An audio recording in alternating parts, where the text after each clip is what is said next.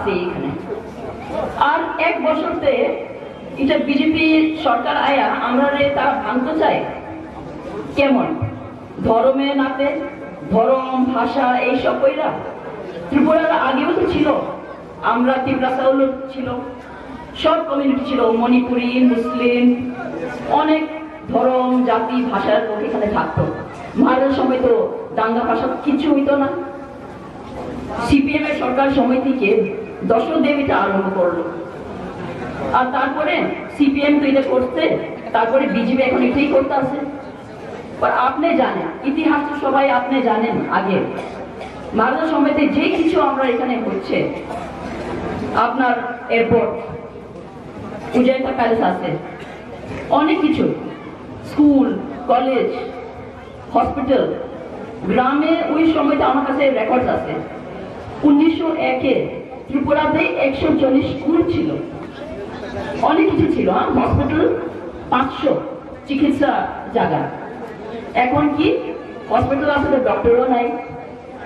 যে আমার সুবিধা আমাকে লাগে প্রতিদিন জল, ওইটা খাইতো পরিষ্কার জল নেই আমার কাছে। আর তারা কি করতেছে, আমরা 50,000 লোকের চাকরি দিব এক বছরে, কি হয়েছে? কিছু হয়নি।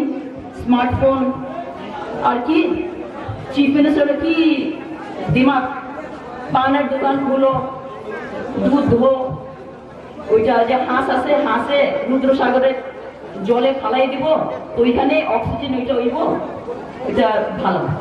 কত দামের? এক হাঁসের দাম 2,000 টাকা, 1 কোটি ওইখানে হাঁসের উপরে গেছে, আর ওটা হাঁসের মরে গেছে। এটা কি পয়সা তার, আপনার পয়সা, তো তারা এটা কইরা আমরা আগে এমনি, আমরা আবার এমনি থাকলে আমরা কিচ্ছুই থাকবো না, আমরা জায়গায় থাকতো না, আমরা যে রাইটস আছে ওইটা কিছু থাকবো না।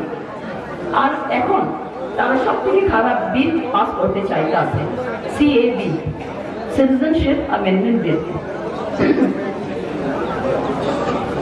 সিটিজেনশিপ অ্যামেন্ডমেন্ট বিল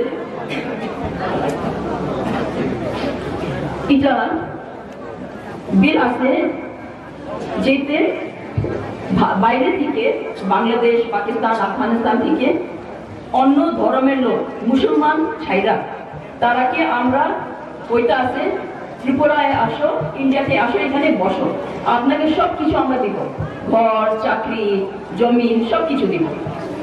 আর তারা তো আইবই বাংলাদেশ থেকে, আপনি জানেন এত কম সময় থেকে কত লোক আসছে এখানে, আমরা জায়গাই নাই, এখন ওইটা চলতেই আছে। আর এখন তারা এমনি তারা ইনভিটেশন দিয়ে তারা এখানে তারা বসাতে চায়, তো আমরা কই যাই? এটা করলে 1 কোটির দিয়ে উপরে মানুষ তারা আইব এখানে, তারপরে তারা যাইতো না, এখানে মিনিস্টার হয়ে যাইব, মিনিস্টার হওয়ার পরে তারা এখানে রাজ করবে। আমরা কি রাজ? কিচ্ছু না। আমরা যে ইতিহাস আছে ত্রিপুরার এত প্রাচীন ভালো যে আমরা ইতিহাস, এটা সব শেষ করে দেবে। এখন অনেক তারা নিজস্ব তারা হিস্ট্রি লিখতে আছে, সব মিথ্যা কথা।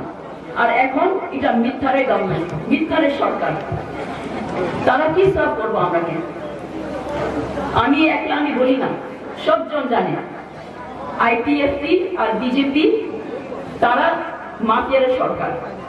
ড্রাগসের করে এক সাইডে তারা ড্রাগস, তারা বলে কি আমরা করতে দিব না, গাঞ্জা এটা সব আমি বন্ধ করতে আছে, অন্য সাইডে তারা নিজস্ব মানুষ তারা ফেন্সিডিলের স্মাগলিং করতে আছে, ওইটা পয়সা দিয়ে তারা এখানে রাজ করে। তো অনেক কিছু আছে, पर এখন আমরা সময় এই গেছি, हम लोग को लड़ाई करना पड़ेगा, क्योंकि अभी आप लोग सबको पता है हम लोग का त्रिपुरा में आदमी को नौकरी नहीं है, चाकरी नहीं है, खाने को पीने को पानी भी नहीं है, जो सबको मिलना चाहिए। घर कहाँ गया है? प्रॉमिस किया था ये मिलेगा घर सबको। अभी हम लोग बांग्लादेश का आदमी को घर देगा यहाँ में, हम लोग क्या यहाँ का लोग नहीं है? सबसे पहले त्रिपुरा का लोग को पहला हक होता है, सबसे पहले हम लोग को सब बेसिक चीज को सूचना मिलना है। राजा लोग का टाइम में कभी भी कोई अन्याय नहीं हुआ, सब लोग खुश था। अभी ये लोग आके 1 साल में पूरा नीति रिवाज बंद कर रहा है, चेंज कर रहा है। ये लोग कोई आपसे प्यार नहीं करता है, यहाँ आया है 5 साल में लूटने का लिए।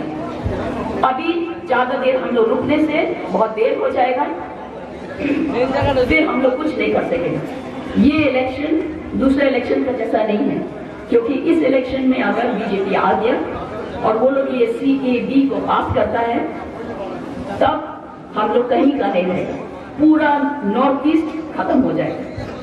ये लोग NRC का बारे में बात करता है, NRC कुछ नहीं है, CAB ज्यादा खतरनाक है। इसीलिए आप लोग सब 18 तारीख को हमको आप अपना हाथ देके आप वोट कीजिए और यहाँ हमको जिताइए। Thank you.